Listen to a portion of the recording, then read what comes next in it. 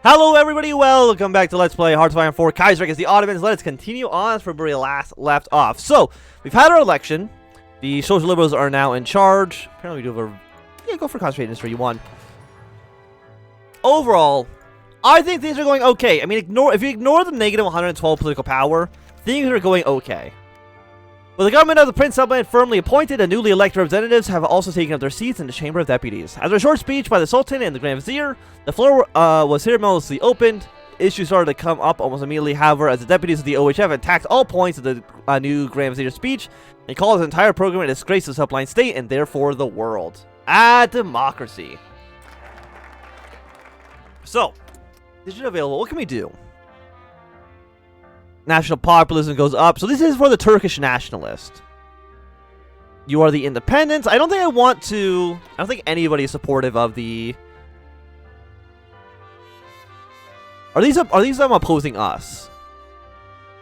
I don't think any of these people like us. So let's see. Right now we have 109 out of 500 support. The OHF has 150 seats. We have 54. The DH has 33. We have some of the conservatives. None of the... What if we tried, like, the Arab nationalists friendly with us? Coalition talks to DF. We have 33... 500 seats. We got about 50-50. Conservative support is brutal at best, and their faction becomes malcontent. They may collapse the government and seize power for themselves. Well, that seems pretty bad. Social liberalism goes down, we lose some support. What do I need to do for you? We only need 124 supporters.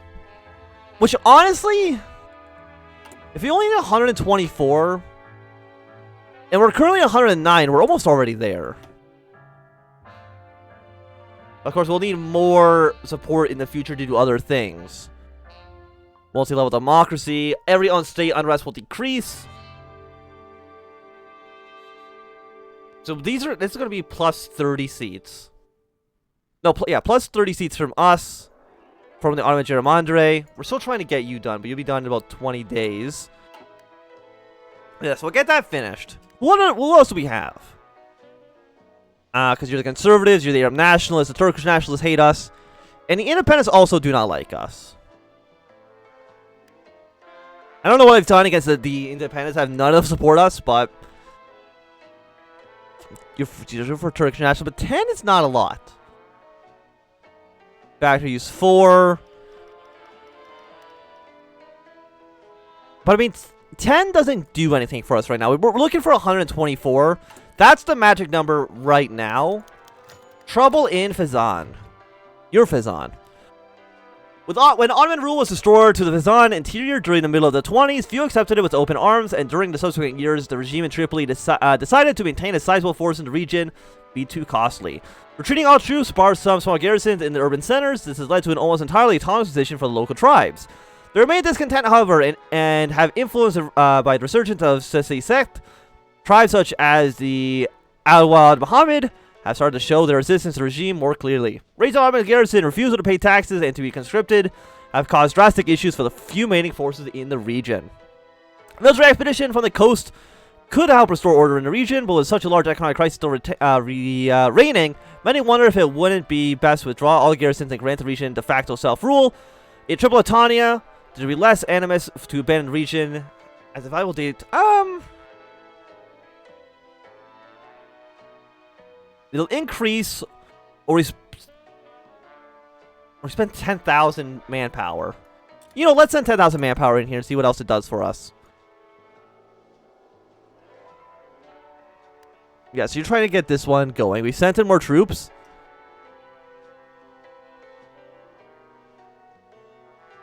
I don't know if that fixed anything.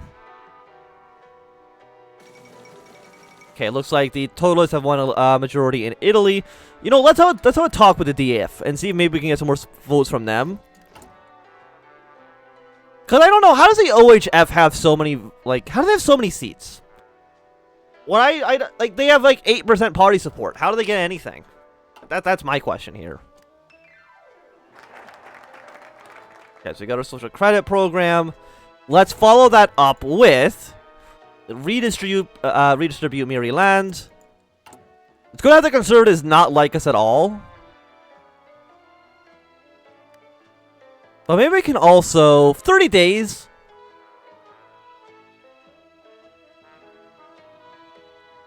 Yeah, we'll fund the Ministry of Religious Affairs. I mean, 30 days is not that long. Arab nationalist areas. I'm going to assume it's going to be everywhere in Arabia. Yeah, it's mostly all of Arabia that's a little bit upset. You're the Turkish nationalist area. I'm surprised that there's... Really? Here? I'm surprised that the Turkish nationalists won seats there. I'm a little bit surprised by that, to be quite honest. Coup d'etat Siam. Okay, so I can only do one reform at a time. You know, that makes actually a lot of sense. So fund your affairs. You're going to give us a little bit more party support, because we're going to lose some support very, very soon in a second anyways. Once we reorganize the land here. But overall, it should get us to about 169 nice seats. Coalition talks with DF. Although the centralists have been unable to gain the support necessary to form a workable coalition, we on our own do neither. The DF of Community Sky's force, the key to the debacle, as its triumph and the balance has grown the party substantially to the point that they can now crown themselves kingmaker. Kazim is very well aware of his position and has been playing hardball with our party in an attempt to secure the position of Grand Vizier for himself. With the mind of Sultan set on our own side, however, he is now willing to negotiate a coalition. The price is high, however, and not only the Ministries of War and Finance would be given to his party, but also the Ministry of Foreign Affairs, which would ensure strong influence of his party on nearly all shapes of policy. You gave us like 3 seats. I don't think you gave us really anything. But thanks for that. Maybe actually it was 33 and we were getting 0 of those seats. Yeah, maybe we're getting 0 out of 33. That's my guess. Pro Parliament. I mean, we don't really need to worry about this too much. Like, we still have got a decent support. And once we've redistributed this land, the conservatives will start to 60 deputies from Turkish nationalists, but the Turkish nationalists already don't like us. The yo-yo inspired unrest in Sam. The yo-yo, a brightly colored children's toy which rolls itself up and down a piece of string held between the forefinger and the thumb, is causing unrest in the city of Sam. The city's MoFi has held furious speech linking the toy to recent droughts in the region and a Black Monday disaster. They say that while the people are praying for rain to come down from above, the yo-yo goes down and before reaching the ground, springs up through the... It's just an innocent toy. What the hell are you talking about? You weird man. Okay, well, 4 days we'll get this done. Then we'll renovate the Sublime Porte. So the conservatives are not going to be as happy with us. But we're now at over 200 seats. We almost have a majority, which I think is all right. A lot of the Arab nationalists are actually supporting us right now. You would get us up to 30, so that'd be everyone, but we don't need 30 from you. More support for third-party democracy and national populism. That's only 10, which is basically 0. It's not even worth looking at. I don't think I want any of these guys in our coalition right now, though. But overall, I think what we have is good enough for the time being. Apparently, I've also just been neglecting... Let's go for Expedition 1.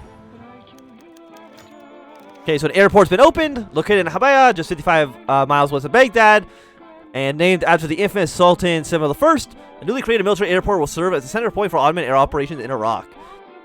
Adapted from the British experience in the Middle East during the Weltkrieg, use of air power and peacemaking of controlling the vast land has seen a rise over the last few years, with an Iraqi flying corps trained at the Flying Academy in Mosul. Utilizing primarily local pilots is another step in the Ottoman program that shape Iraqis as a dominant military power in the Ottoman Mashik. A little bit of air power, doesn't hurt. It doesn't help too much either, but, it doesn't hurt. I mean, I don't think I need more support right now. Is there anything I can actually do for more support for free? No, we can break up state monopolies. And against Turkish nationalists, they already are at 0 out of, 50 or whatever it is. So having a negative 60 on them means nothing, right? None of them like us anyways. So then we can try to encourage some private initiatives.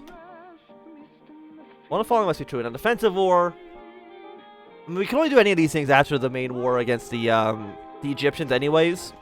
And it's not even like 1937. We still got a while until the war actually begins. You're connecting to Egypt. That scares me. Don't connect to Egypt.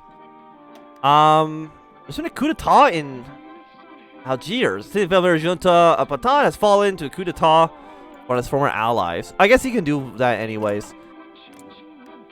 So you're still the French Republic. You're authoritarian democratic. What else do you plan on doing? I'm not too sure.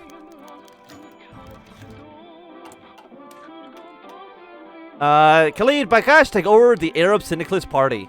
Leaving the nation for the Commune of France in 1930 to avoid prosecution by the then ruling OFN administration, Bakash has enjoyed education in the French capital itself and could be seen amongst many influential leaders in debates concerning the expansion of syndicalism in the Orient. Now that he has returned, it would surprise no one that if he were to push a program similar to what he encountered in France, the local authorities are not really concerned with his presence, as the lacking of any industrial proletariat in the Arab world makes almost any support for syndicalism impossible. Now he's got 2% more support, though. The future of Ottomanism. Ottomanism, or the idea that all citizens identified with a shared Ottoman identity above all regional subgroups, such as Turk, Arab, etc., has been one of the most influential ideas in the empire since the early 19th century. Far before the Young Turks took control of the Constitutional Revolution, the Young Ottomans were a group of reformers in the later half of the 19th century that attempted to foster this identity, seeing it as a solution to the rise of nationalism among their subjects. The idea in practice, however, remained mostly unsuccessful, as the various Christian groups never accepted it as their own, and the Pan-Islam turned out to be a far more effective way to keep the Arabs and Kurds in check. The subsequent loss of massive swaths of Ottoman territory starting in the 1870s further caused great harm to the ideal, as with the losses incurred during the First Balkan War, the Christian groups found themselves greatly reduced. The idea, first held highly by the Young Turks, quickly lost prominence in its place. As in its place, nationalism rose. Greek nationalists, Armenian nationalists, Arab nationalists, and even Turkish nationalists are all conflicting opinions on the future of the empire, and though through their actions, the hope of the Ottoman identity free from the religion have been almost completely shattered. Nonetheless, the idea never disappeared, with the Young Turks shifting more and more towards Muslim nationalism. The liberal opposition used it as a counter-proposal to an ever stricter policy. With Prince Abedin now in charge, the idea has returned to the forefront, as his ideas of a heavily decentralized empire want to encourage unified Ottoman identity above regional identification. Whether this policy is realistic, though, is far less certain, as many important sociologists have pointed out that turning point has already been crossed, and a radical change in the education policy to account for this identity would run opposite to the ideal of a decentralized policy. We gain like no political power. It's going to take us about like an entire year to pull ourselves out of this negative 113 political power gut that we're currently in. Oh, we're going to give us actually 100 plus 100. That's not bad. Okay, so you two are now at war with each other. 1-5, 3-21. So far, we have not seen Nej actually win anytime soon. War on the peninsula. After the Wildkrieg and the victory over our subline state over the Arab revolt, we reasserted our hold over the tribal hinterlands on the peninsula. The Saudis, having fought against Aporte during the early parts of the war, flipped sides near the end and joined in the repression of the Hashemites in the Hejaz. Continuous bickering between the two tributaries over complete control of the peninsula, however, never ceased, and ever since the fall of the British Empire in 1925, the Saudis have built up their strength to deliver the death blow to the Rashid-dominated Northern Federation of Emirs. As both sides pledge full allegiance to the Caliphate, their resources are thinly spread and depleted due to years of war, we have little interest in intervening in the conflict. Tribes in Hejaz, men, and the House of Al-Shrid in Kuwait, however, are less complacent about the situation and have pledged support to Rashids to quell the Wahhabist plague once and for all. Ottoman gerrymandering in the region have warned us of large groups of young Arab men setting off on horseback in the desert, armed to the teeth, and are warning us that we might have issues demobilizing these volunteers should they return. The flame of Arab independence may continue within these men. So you guys are going to fight. Indochina has declared independence. Not a big surprise. Will they win? Who knows? I mean, it doesn't really matter for us. Probably not, seeing as we're more than likely going to stay aligned to either Germany or the Entente. I see no reason why we'd actually ever join up with the International. I don't think we can join up with the International. And our main adversary is going to be Russia, so it makes perfect sense that you'd want to align yourself more with Germany in the future, or I guess the Entente, if Germany seems like they're doing really, really poorly in their campaign.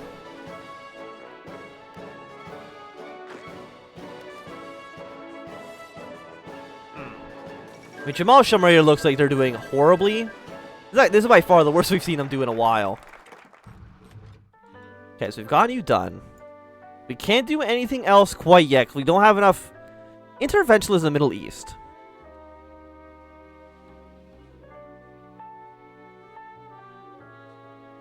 We have 249 deputies. We can try to do some more stuff here.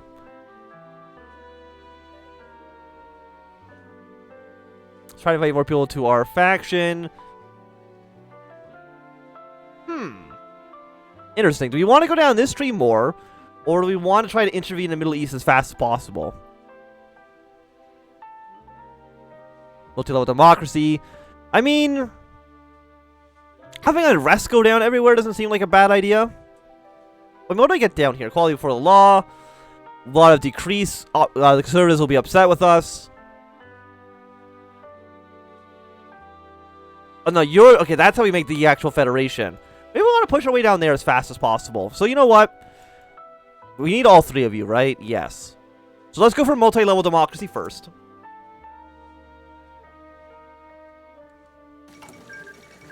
Jamal Shamir's capitulated. So Nej and Hansa have won their war. Again, this is actually the first time we've seen in 3 campaigns so far in this update. Sultanate of Najd. You got volunteers from Egypt. Are you sending volunteers to Egypt? No. You got volunteers from Egypt. So I don't like this, because this is bad for us. Because they're more than likely going to join up with the Cairo Pact, I would imagine. Which, unsurprisingly for us, being the Ottoman Empire, do not want that to happen at all. Is there anybody else we could, any more support we could try to get? I mean, maybe we point some of you guys. I mean, stability go down a little bit. Evaluate, or elevate the Arab language. But we need to Yeah, again, Turkish nationalists. If we piss off the Turkish nationalists, that's completely okay. The Poll Committee publishes report. Led by 6 Felix Pohl, former chairman of the Britain's Great Western Railway, the Poll Commission was tasked last year with an investigation possible for infrastructure expansion in the MOJ and solve the ever-increasing financial troubles of the Palestinian railways.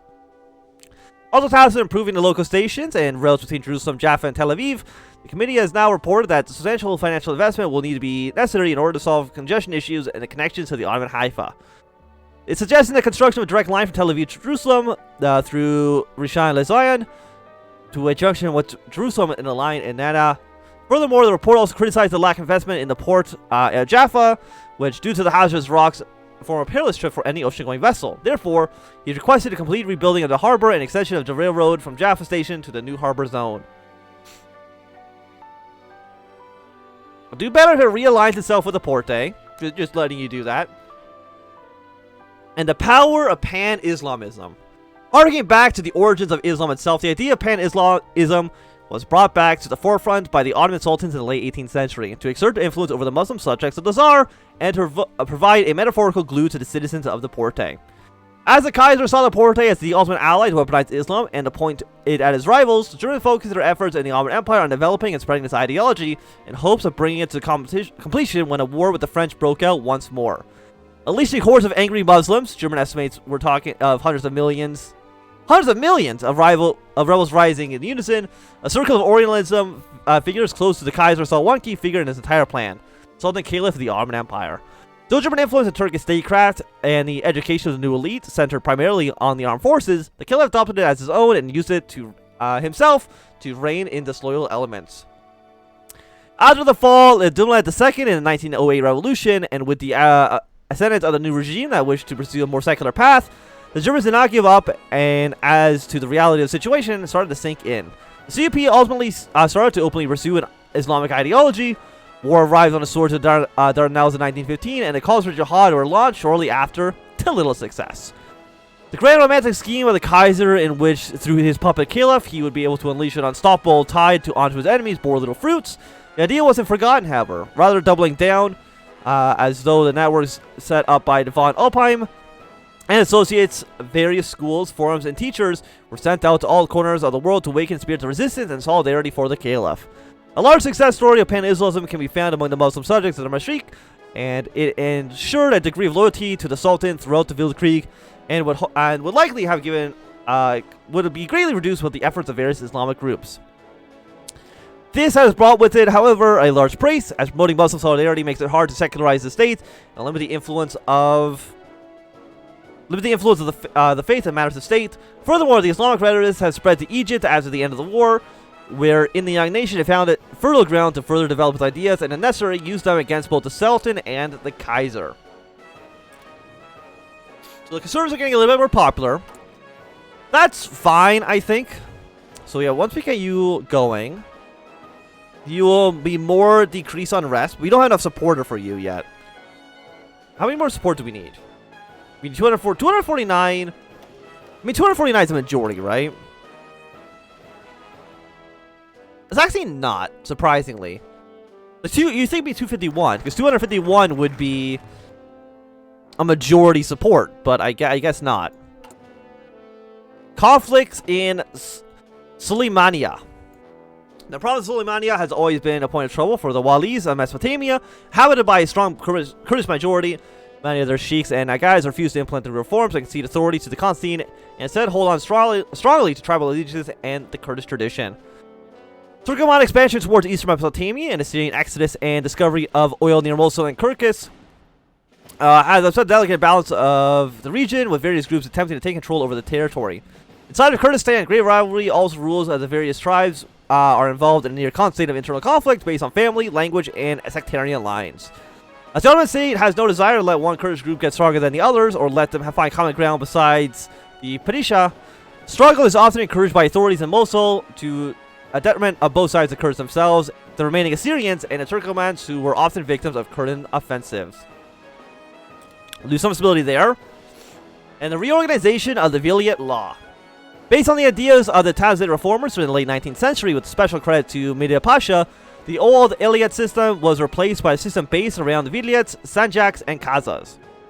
To mediate issues raised by the minorities that these didn't represent their groups in the fullest, each of these provinces' levels were accommodated by the administration council to assist the Walis and the Komiakas.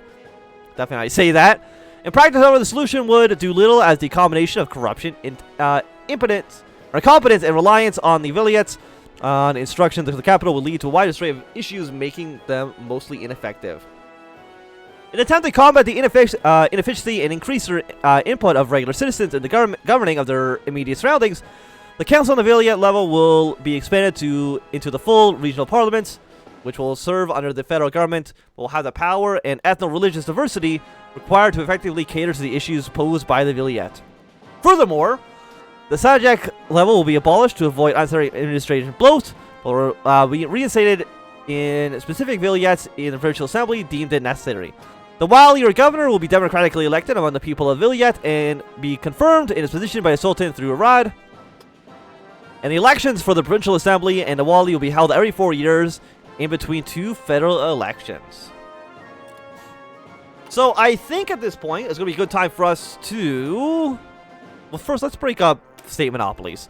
This is going to be a good time for us to end this episode. So thank you very much for watching. My name is Anthnwam. If you enjoyed, give it a thumbs up. Not enjoyed, click some down. You want to see more, subscribe, and goodbye.